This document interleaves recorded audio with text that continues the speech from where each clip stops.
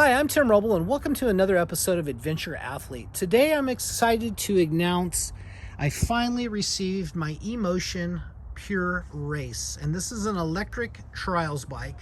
Should get about 3 to 4 hours worth of trials riding out of a charge. Charging, I'm told, should take somewhere between 3 and 4 hours from full empty.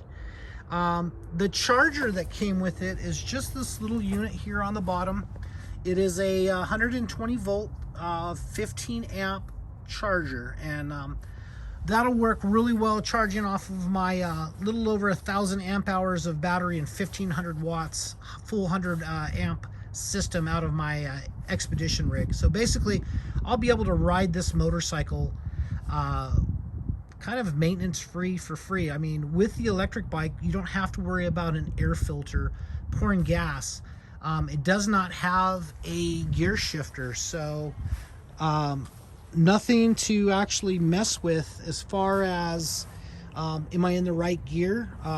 You know, electric motor is pretty linear the way it makes power, and I think this is going to be the ultimate cheater bike. So any of you that have been following the channel, you know that I've been doing trials on a 2017 KTM 450 XCF. I called that my one bike concept, and with that one bike concept, I competed in trials, enduro cross, king of the motos, extreme enduro events, and I used the bike for dual sport training, adventure, a little of everything. That bike served me really well, but one of my big goals to achieve on that motorcycle was just plain and simple. I wanted to win an event against the trials bike in the Southern California Trials Association in sportsman class.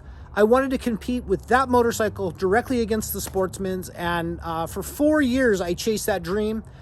2 months ago, I finally was able to do it. I took a first place, did that. I already had the trials bike coming.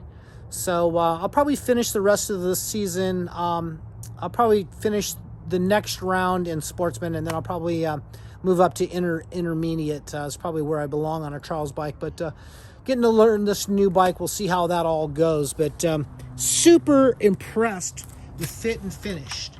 I bought this from Cycle West, Ted up there in Paloma, California. And anybody that needs his information, contact information, hit me up in the comments below, and I'll shoot you his phone number. Or you can just look for, let's make sure, Cycle West in Paloma. And deal with Ted. He's been great. Sight unseen, he took a $750 deposit. I gave him that. Gosh, I want to say that was like in April or May. And then we had like a late August arrival date, and it kept getting pushed back. Now, as I understand, eMotion, Electric Motion, is only going to import about 200 of these to the United States a year. I imagine they'll up that, but with the COVID and everything in imports, it pushed everything back a couple months. Today is actually November 15th, and I just now received this motorcycle. He drove from Paloma, which is about 6.5 hours away, and delivered this bike to me, and I built it out of the crate.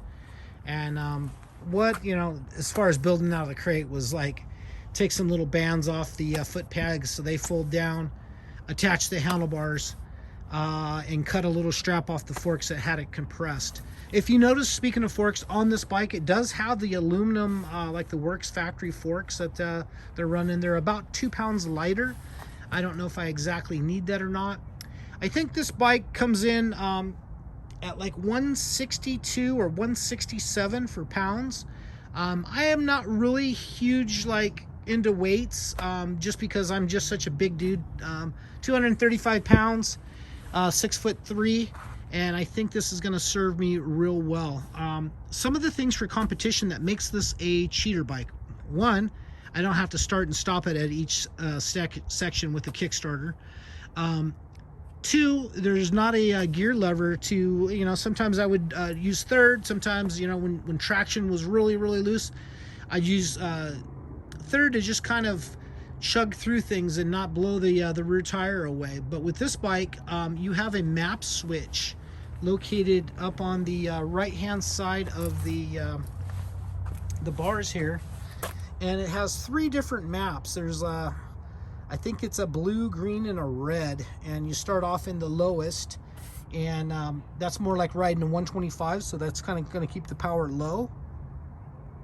Here you have the display, which will tell you where you're at in that, and I believe this down here is a light. I don't know a whole bunch about this motorcycle, but all of the parts are kind of like a common part off of a normal trials motorcycle. I believe this is my 6th trials bike, but I haven't owned a trials bike in about maybe 2.5, 3 years. I had a Beta 4-stroke 300 that I liked, but sometimes that was a little hard for me to start, and sometimes the most compromising situation. So I'm looking forward to this. Never have to kickstart it. We'll see how the charging and the whole power thing goes, but from the videos I've been watching, looks like everyone's getting about 3 hours worth of riding, which is plenty in a day. I could do that, let it charge. My thought process is I may be getting another one of these with the seat on it, and it actually has a little longer run time. We'll see how it goes. If that's available, I think I would like to get that, because I'm very impressed with fit and finish and quality of this. When I uncrated it, it had looked like the stickers were lifted, because it had like plastic on top of the stickers just to protect it during transport, but I got those pulled off. And just the quality of this, I mean, coming down here and look at that, that's a machined part, and you can see that where the passes went.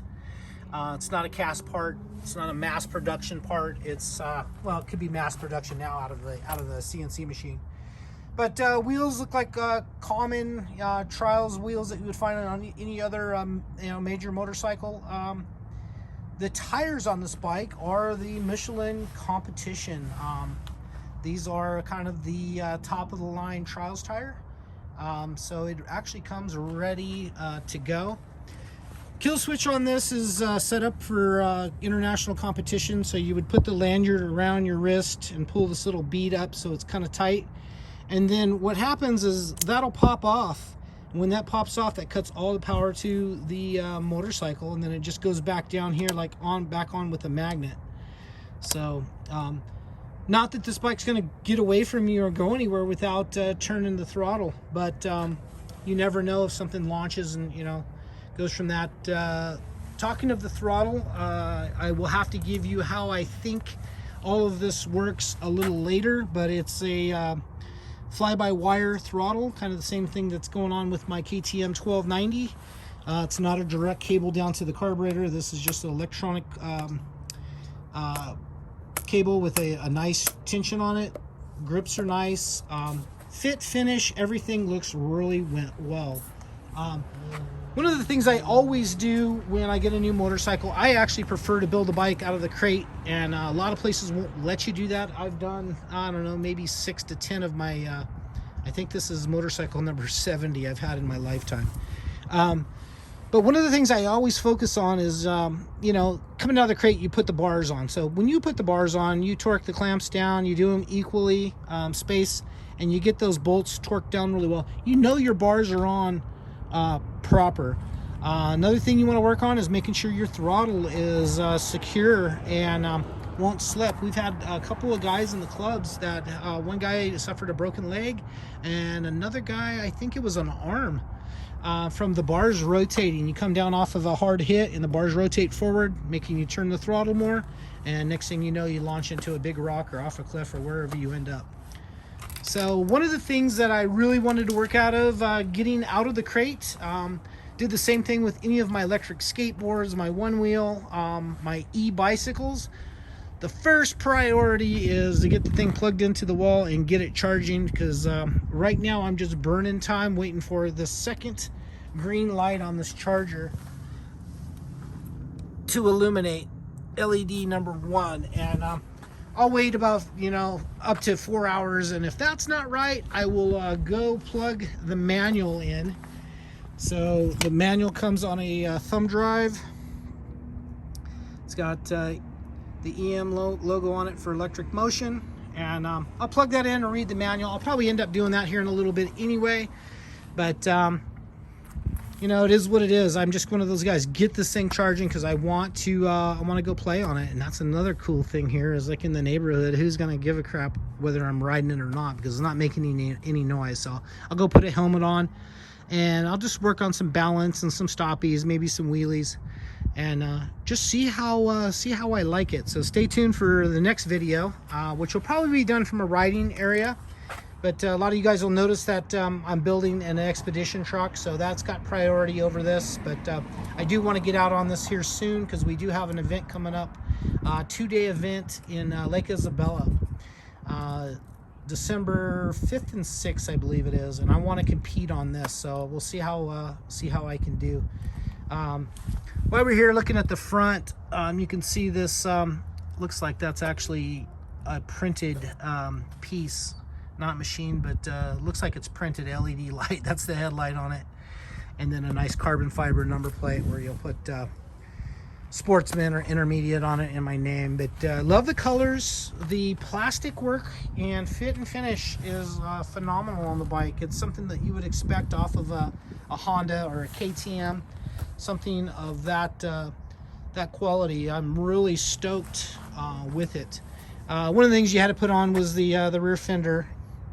And but this is what we're looking at. It's a nice trials bike to go work with, play with, and train on.